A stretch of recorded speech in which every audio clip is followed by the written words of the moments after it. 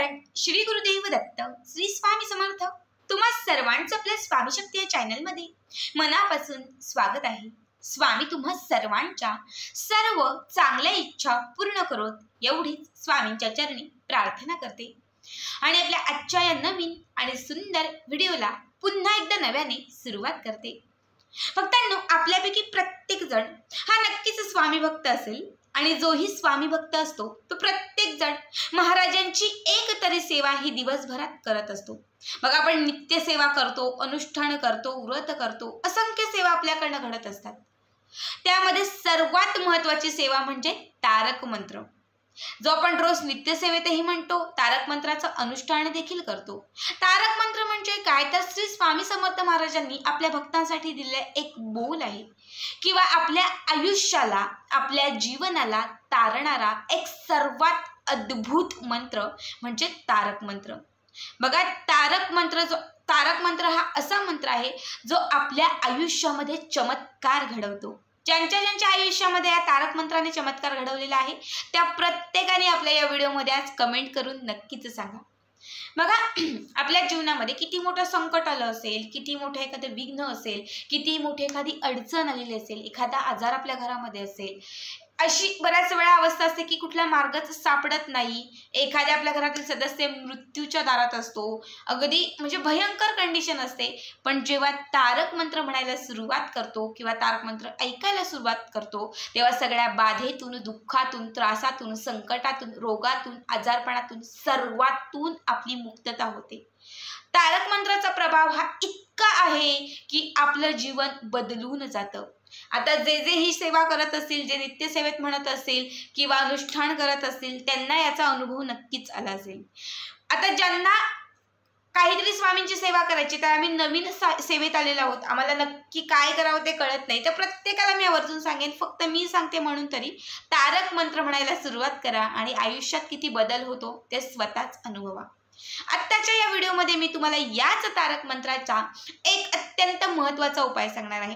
बघा, आपण तारक तीर्थ बनवतो, म्हणजे आपण ते तारक मंत्राचं पाणी ज्याला म्हणतो, तारक मंत्राचं पाणी ज्याला आपण तीर्थ म्हणतो, हे बनवतो, तारक मंत्र म्हणतो, तारक मंत्राचं अनुष्ठान करतो, नित्य सेवेत तारक मंत्र म्हणतो, असे वेगवेगळे उपाय आपण करतो। पण ज्यांच्या आयुष्यामध्ये अजूनही प्रश्न सुटत नाहीयेत, विघ्न खूप जास्त आहेत, संकट खूप जास्त आहेत, कुठला प्रश्न मार्गीच लागत नाहीये, इच्छापूर्ती होतच नाहीये, अडलेलं काम जे आहे ते व्यवस्थित होत नाहीये, मनासारखं घडत नाहीये, आजार बरा होत नाहीये, ज्यांच्याही आयुष्यामध्ये एखादा अडलेला प्रश्न असेल किंवा एखादी कठीणातील कठीण इच्छा पूर्ण करायची असेल तर त्या प्रत्येकाने आता मी तुम्हाला जसं सांगेल तसं तारक मंत्राचा हा एक उपाय करा। जसं तुम्ही रोज तारक मंत्र म्हणता त्यासोबत ही एक गोष्ट करायला सुरुवात करा। या एका गोष्टीने तुमच्या आयुष्यातील कठीणातील कठीण इच्छा तुमची पूर्ण होईल, कामे मार्गी लागतील, तुम्हाला मार्ग सापडेल, स्वामी तुमच्या साक्षात सोबत असल्याची प्रचिती तुम्हाला येत जाईल। आता उपाय नक्की काय आहे, काय करायचं आहे हे सगळं मी तुम्हाला पुढे सांगणार आहे, त्यासाठी व्हिडिओ शेवटपर्यंत पहा आणि जे चॅनलवरती नवीन असतील त्यांनी लगेचच आपल्या चॅनलला सबस्क्राईब करा। बघा, आपल्याला काय करायचं आहे, जेव्हाही तुम्ही तारक मंत्र म्हणत असाल, सकाळ, दुपार, संध्याकाळ कधीही तुम्ही हा उपाय करू शकतात। फक्त लक्षात घ्या, जेव्हा तुम्ही या उपायाला सुरुवात कराल तेव्हा अगोदर संकल्प करा की मी ही सेवा 21 दिवस करत आहे, मी ही सेवा 41 दिवस करत आहे, 51 दिवस करत आहे किंवा 108 दिवस करत आहे। खरं तर स्वामींची प्रत्येक सेवा ही अजन्म करायची असते, म्हणजे जी मरेपर्यंत करायची असते, पण काही सेवा असतात ज्या संकल्पाने करतो आणि त्या संकल्पयुक्त असतात, त्यामुळे त्या तेवढ्या दिवसात झाल्या पाहिजेत। ठीक आहे, तर ही जी सेवा आहे ती तुम्ही अजन्मही करू शकतात, म्हणजे अगदी लास्टपर्यंतही करू शकतात, अगदी आपल्या शेवटच्या श्वासापर्यंत, किंवा मग 21 दिवस, 41 दिवस किंवा मग 51 दिवस, 108 दिवसही करू शकतात। पहिल्याच दिवशी संकल्प करायचा, तर संकल्प कसा करायचा याचा ऑलरेडी व्हिडिओ आपल्या चॅनलवरती आहे, तिथे जाऊन तुम्ही बघा। संकल्प करायचा आहे की मी या स्वामी महाराज माझी ही इच्छा आहे आणि या इच्छेसाठी मी आजपासून 21 दिवस न चुकता तुमचा तारक मंत्र जो आहे तो म्हणणार आहे आणि त्यासोबत मी हा एक उपाय करणार आहे। माझी ही इच्छा आहे जी कठीणातील कठीण इच्छा पूर्ण होण्यासाठी वेळ लागत आहे, तर या 21 दिवसांच्या आत माझी ही इच्छा पूर्ण करा। तुमचा कृपा आशीर्वाद माझ्या सदैव सोबत ठेवा आणि ही सेवा करत असताना माझ्याकडनं ती सेवा व्यवस्थित पार पाडून घ्या। असं तुम्हाला मनापासून म्हणायचं आहे आणि त्या दिवसापासून या सेवेला सुरुवात करायची आहे. बघा आता तारक मंत्र तुम्ही किती वेळा म्हणाल ते तुमच्यावरती आहे. तुम्ही 1 वेळाही म्हणू शकतात, तुम्ही 3 वेळाही म्हणू शकतात, 7 वेळा म्हणू शकतात, 11 वेळा म्हणू शकतात, 21 वेळा, 51 वेळा, तुमच्यावरती आहे तुम्ही रोज किती वेळा तारक मंत्र म्हणणार. ठीक आहे. फक्त काय करायचं, जेव्हा तुम्ही तारक मंत्र म्हणायला स्वामींच्या समोर जाल तर त्यावेळेस श्री स्वामी समर्थ महाराजांच्या समोर तुम्हाला एक छोटीशी वाटी ठेवायची आहे. शक्यतो वाटी चांदीची घ्या. चांदीची नसेल तर तुमच्याकडे स्टीलची किंवा पितळेची वाटी असेल ती घेतली तरीही चालेल. ती स्वच्छ साफ असावी. त्या वाटीमध्ये तुम्हाला 7 खडी साखरेचे खडे ठेवायचे. 7 खडी साखरेचे खडे, जास्त मोठे नका, छोटे छोटे 7 खडी साखरेचे तुकडे आपल्याला त्या वाटीमध्ये ठेवायचे आहेत. त्यानंतर काय करायचं तर एक अगरबत्ती घ्यायची आहे. 99% ट्राय करा की आयुर्वेदिकच अगरबत्ती घ्याल. नसेलच तर तुमच्या घरात जी असेल ती घ्या, पण आयुर्वेदिक अगरबत्ती जी आहे ती या उपायांसाठी अत्यंत आवश्यक असते. ठीक आहे. तुम्हाला अगरबत्ती प्रज्वलित करून घ्यायची आहे. स्वामींच्या समोर ती वाटी ठेवून द्यायची आहे. संकल्प झाला की त्यानंतर काय करायचं आहे, ती अगरबत्ती घेऊन तुम्हाला, आता समजा ही स्वामींच्या समोर ठेवलेली ही वाटी आहे, तर या अगरबत्तीने तुम्हाला त्या वाटीला, त्या खडे साखरेला ओवाळायचं आहे. आणि ओवाळत असताना निशंक होई रे मना, निर्भय होई रे मना, हा जो स्वामींचा तारक मंत्र आहे तो तारक मंत्र पूर्ण तुम्हाला म्हणायचा आहे. आता तुम्ही जेवढे वेळेला म्हणाल तेव्हा प्रत्येक म्हणजे म्हणेपर्यंत, तेवढे तारक मंत्र होईपर्यंत कंटिन्यू ही अगरबत्ती तुम्हाला त्या खडी साखरेला ओवाळतच राहायची आहे. ठीक आहे.